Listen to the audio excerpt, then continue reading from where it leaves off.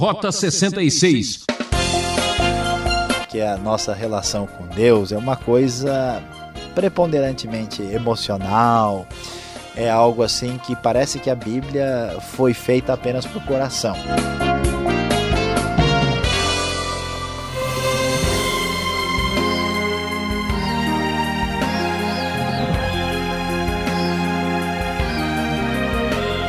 Ah, que alegria saber que em todas as partes muitos estão ligados no programa Rota 66. Obrigado pela sua audiência e carinho. Aqui é Beltrão abrindo mais um estudo bíblico. Nosso caminho agora é percorrer o quarto livro do Antigo Testamento, Números. Vamos aprender que o nosso Deus exige decência, ordem e nunca confusão. Obedecer é essencial para trazer alegria, satisfação e felicidade. De malas prontas, façamos as contas. É o assunto dos primeiros 4 capítulos de Números. E o professor Luiz Saião já está em nossos estúdios para começar essa nova série. É sensacional. Se vamos prestar contas, está na hora de aprender números. Rota 66, hoje iniciando o estudo no livro de Números. Você, nosso querido ouvinte que está acompanhando Rota 66, sabe que já nós estudamos os livros de Gênesis, Êxodo e Levítico, e para compreender mais adequadamente esses livros em relação ao Novo Testamento, nós estudamos também Romanos e Hebreus. E agora, portanto, vamos fazer uma volta no tempo, entrando aqui no túnel do tempo e voltando lá para o deserto, diretamente falando ali com Moisés, no livro de Números, um livro que é o 4º livro do Pentateuco e tem muita coisa para nos ensinar. O livro de Números é chamado assim por causa de ter este nome a partir da Septuaginta, versão grega do Antigo Testamento. No hebraico, o livro é chamado de Bamidbar, ou seja, no deserto. O assunto, o tema do livro de Números é a presença de Deus em meio a um povo inconstante. Nós vamos aprender muita coisa importante neste livro de 36 capítulos que descreve principalmente a viagem do povo de Israel no deserto sob a liderança de Moisés. O livro deseja mostrar que a obediência à aliança traz bênção e se houver desobediência, isso provocará tragédia e sofrimento. Estes são os temas principais que aparecem aqui no livro de Números. O livro vai tratar de assuntos também significativos, vamos ver sobre liderança, a presença de Deus, a importância da intercessão, o problema do pecado, da murmuração, das queixas constantes e como Deus agiu com uma providência especial aqui para com o povo na época ali do deserto do Sinai. O nosso assunto hoje, o nosso tema é de malas prontas, façamos as contas. Esse é o tema fundamental dos 4 primeiros capítulos de Números. Vamos ver Números de 1 a 4 aqui. E começamos lendo o capítulo 1, que diz o seguinte: o Senhor falou a Moisés na tenda do encontro no deserto do Sinai, no primeiro dia do 2º mês do 2º ano, depois que os israelitas saíram do Egito. Ele disse: façam um recenseamento de toda a comunidade de Israel pelos seus clãs e famílias, alistando todos os homens um a um pelo nome. Você e Arão contarão todos os homens que possam servir no exército de 20 anos para cima, organizados segundo as suas divisões. Um homem de cada tribo. O chefe dos grupos de famílias deverá ajudá-los. Estes são os nomes dos homens que os ajudarão. E aí então vem a lista. E o capítulo número 1 fala de um recenseamento. Fala de uma contagem, de um censo feito entre as tribos de Israel. E essas tribos foram contadas e chegaram a um número extraordinariamente elevado que é apresentado no final do capítulo, versículo 44 a 46. Esses foram os homens contados por Moisés e por Arão, e pelos 12 líderes de Israel, cada um representando a sua família. Todos os israelitas de 20 anos para cima, que podiam servir no exército, foram contados de acordo com as suas famílias. O total foi 603.550 homens. Todas as tribos, com exceção da tribo de Levi, foram incluídas nesse recenseamento. O final do capítulo fala que Levi, por estar absolutamente dedicada ao tabernáculo, às coisas sagradas, não deveria ser incluído nesse recenseamento. Como nós podemos ver, somente os homens com mais de 20 anos e aptos para guerrear foram contados aqui, 603.550, o que sugere que o número de pessoas é bem maior, talvez ultrapassando 2 milhões de pessoas já nessa ocasião. E por que esse texto aparece aqui? O povo de Israel está sendo contabilizado, está sendo estruturado e organizado para prosseguir pela viagem no deserto, na qual eles vão experimentar a provisão de Deus. Então há um senso de organização, há um senso de percepção do poder e do tamanho da comunidade e principalmente de como essa comunidade vai depender de Deus. O texto bíblico é muito bem organizado e no capítulo 2 essas tribos se organizam em função do que acontece no acampamento.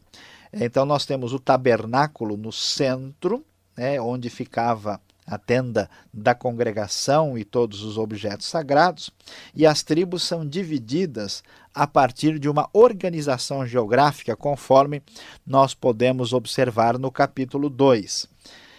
Nós temos ao norte ficavam as tribos de Dan, Aser e Naftali, tendo ali um total das 3 tribos juntas, sendo Dan a mais numerosa, chegava a 157.600 homens preparados para lutar. Ao sul nós tínhamos as tribos de Ruben, Simeão, que é a mais numerosa, e Gade, tendo um total de 151.450 homens.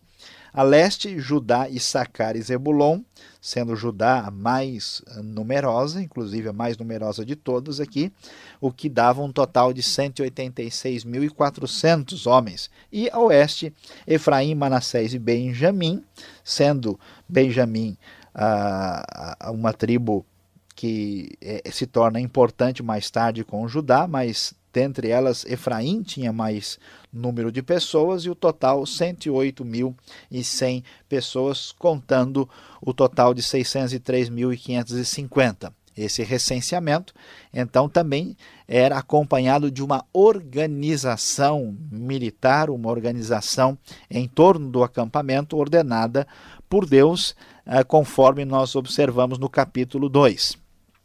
E os capítulos 3 e 4 vão reforçar aquilo que nós já vimos anteriormente. Vai falar sobre a importância dos levitas e do sacerdócio e do trabalho que eles tinham ao cuidar das coisas sagradas que pertenciam ao Senhor. A principal atenção que se deve ter aqui é ver que este povo cheio de soldados, este povo militarmente já organizado, esse povo com um grande número de pessoas, na verdade depende totalmente do Senhor. O livro de Números vai focalizar muito a providência de Deus. Então, não se pode deixar de lado o valor e a importância que se dava aos levitas que cuidavam das coisas sagradas. Israel não era sustentado pelo exército, mas sim pelo Senhor que habitava no meio deles. E os levitas têm esta relevância em função disso. Levi teve 3 filhos, Gerson, Coate e Merari, e esses capítulos vão mostrar aí a organização de como cada uma das tribos e os seus descendentes deveriam ter a sua responsabilidade específica. Assim, gersonitas, coatitas e meraritas tinham a sua responsabilidade específica aí, que é mostrado no capítulo 3 e no capítulo 4 do livro de Números.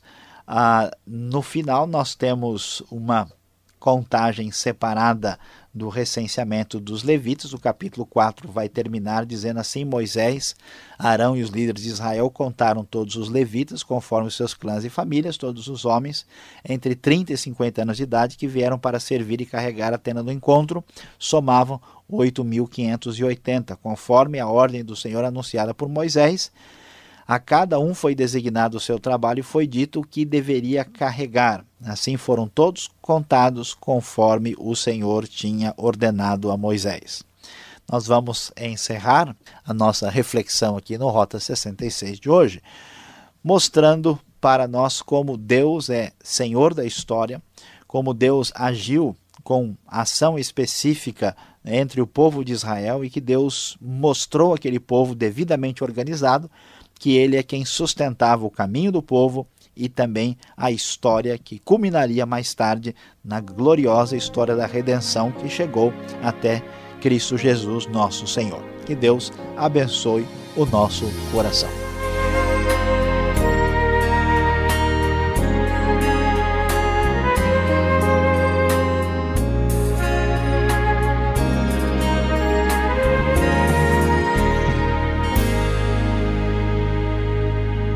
Este é o programa Rota 66, o caminho para entender o ensino teológico dos 66 livros da Bíblia. Estamos começando uma nova série hoje, Números. Nosso tema é De malas prontas, façamos as contas. Capítulos de 1 a 4. O Rota 66 tem a produção e apresentação de Luiz Saião, redação e direção Alberto Veríssimo, locução Beltrão. Essa é mais uma realização transmundial. E fique agora com a segunda parte do programa, num bate-papo bem descontraído.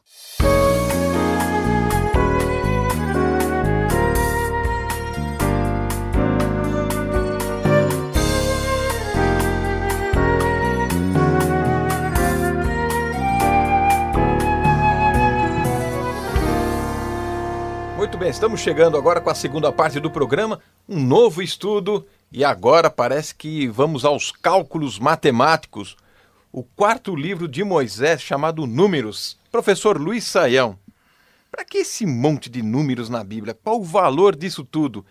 Eu já estou ficando delirando com tantas contas aqui. Pois é, pastor Alberto, eu sei que muita gente aí está fazendo umas contas para saber quando é que acaba o livro de Números, né? Eu sou um deles.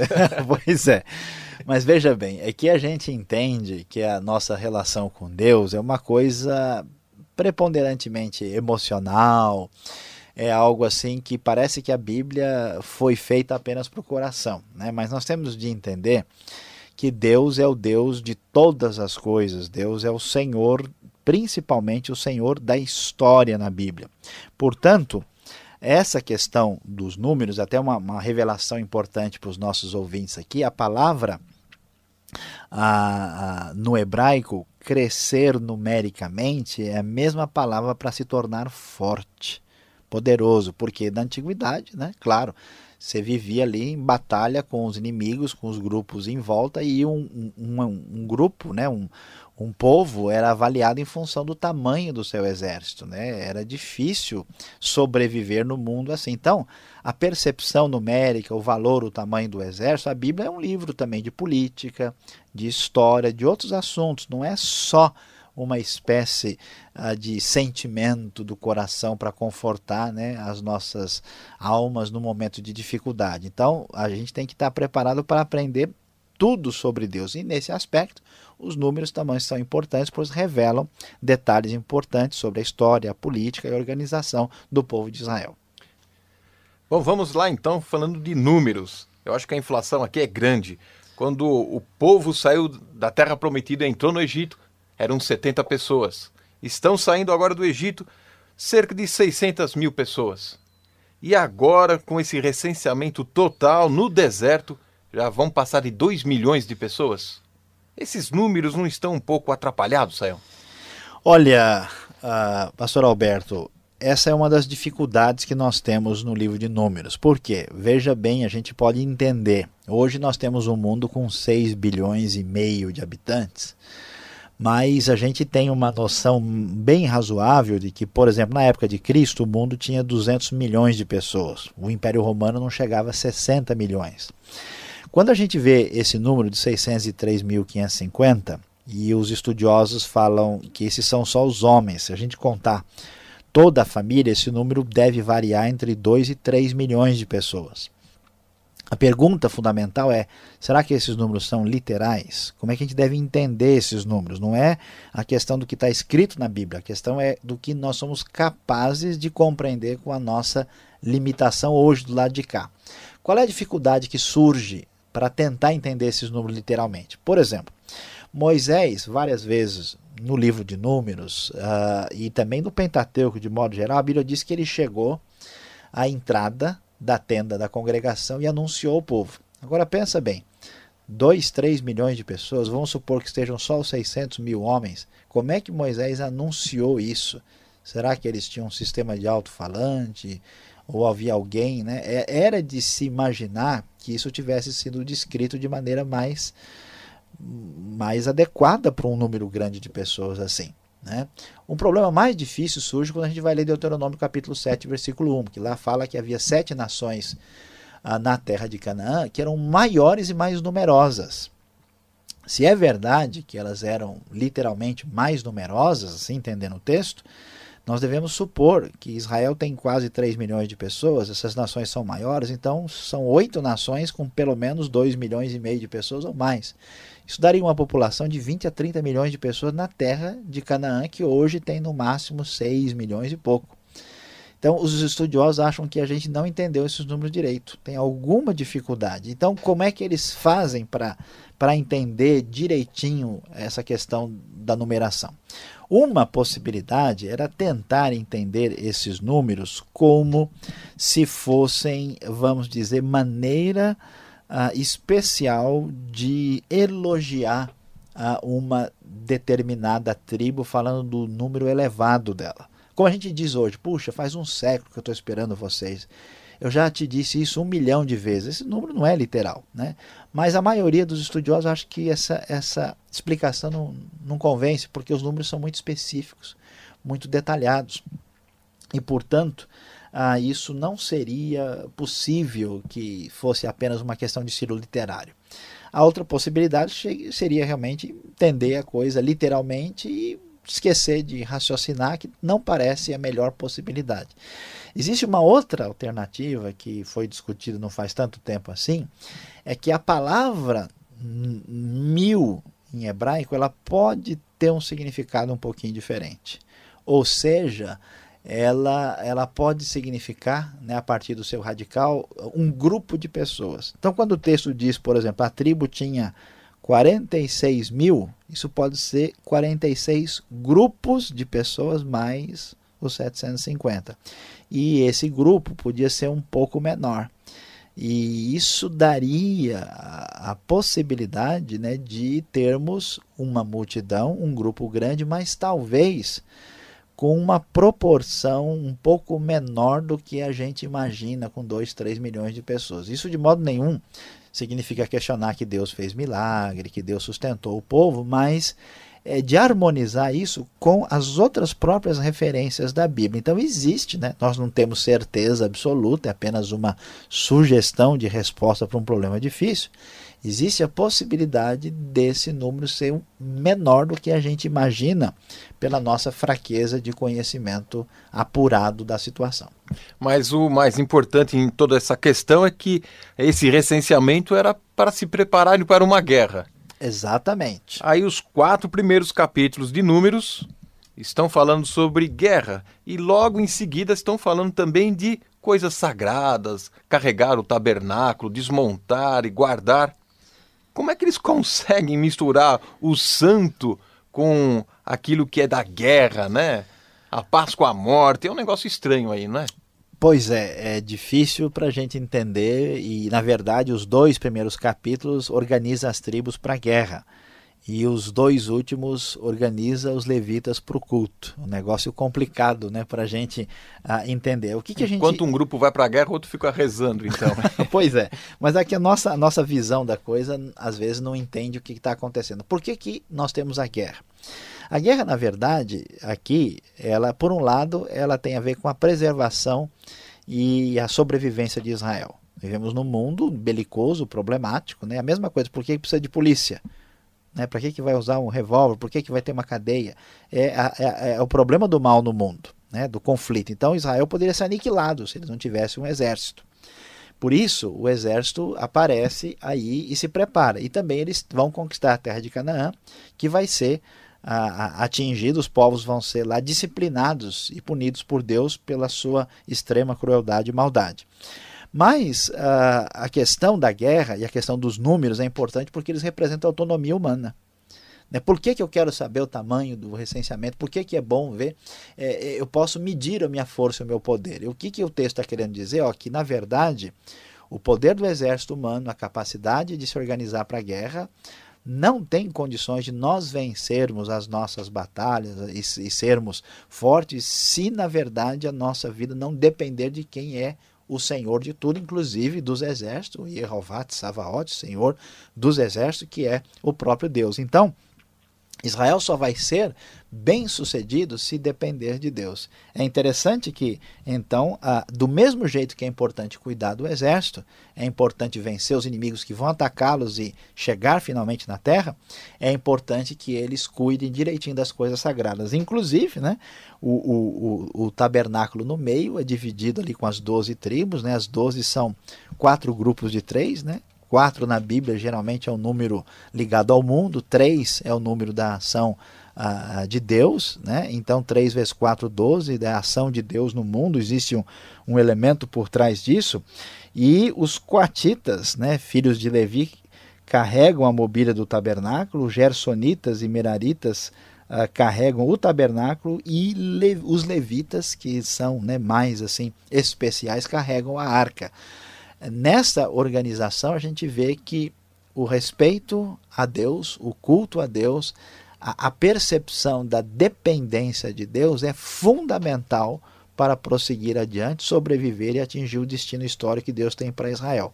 Não existe uma ideia de guerra por guerra, né? Ou seja, Israel está primeiro se defendendo e, em segundo lugar, Israel está cumprindo a conquista da terra ordenada por Deus, que tem o propósito de cumprir a aliança que Deus fez lá atrás com Abraão e também de trazer uma disciplina sobre os povos que ultrapassaram todos os limites. Então é um pouquinho difícil, né, por causa da nossa percepção, mas dá para compreender a lógica interna que a gente percebe aqui.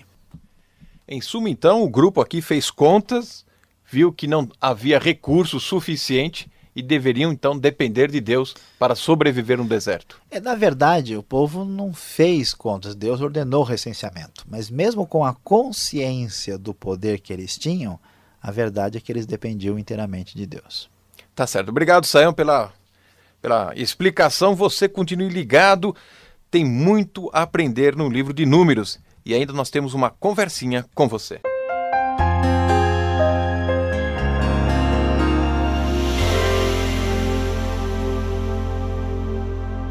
Hoje aqui no Rota 66 nós começamos a estudar o livro de Números, falando sobre o tema de malas prontas, façamos as contas, vimos números de 1 a 4. E que grande lição, qual é a grande aplicação para a nossa vida cotidiana que aprendemos aqui nesses 4 primeiros capítulos de Números. A grande verdade é que a vitória só vem com o Senhor.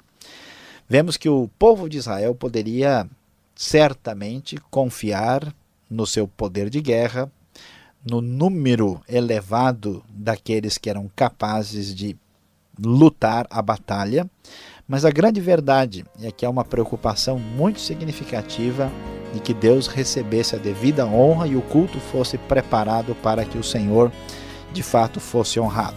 Nós não dependemos da nossa força, nós não dependemos da nossa inteligência, do nosso poder. A grande verdade é que em todos os aspectos da vida, a vitória verdadeira na vida vem somente do Senhor e com aquele que está com o Senhor. Não se esqueça, vitória na vida somente através da ação do Senhor.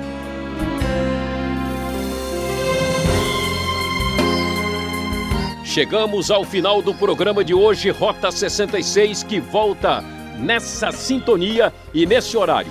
Um forte abraço do Beltrão e até o próximo. E visite o site transmundial.com.br.